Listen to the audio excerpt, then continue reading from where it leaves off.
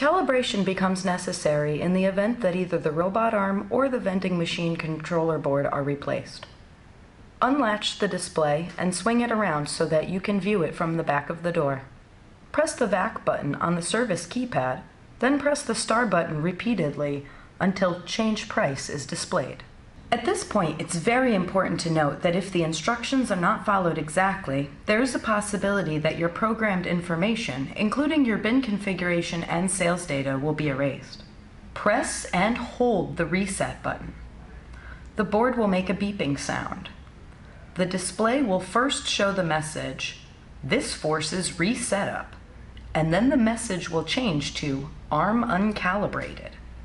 As soon as you see the ARM uncalibrated message, remove your finger from the reset button. If at any time during this process you remove your finger from the reset button, immediately turn off your machine at the power supply on the bottom of the door, and then turn the machine back on and start over again. Okay, we've pressed and held the reset button until the display read ARM uncalibrated. When we let go of the reset button, the display will change to Set ARM at Delivery. If the display message does not change to Set ARM at Delivery, then press the # button, and it will. On the back of the security door, below the keypads, you'll see two drawings. Position the robot arm the way it is shown in Figure 9A, and press the # button to accept the setting. The display message will change to Set ARM at Delivery.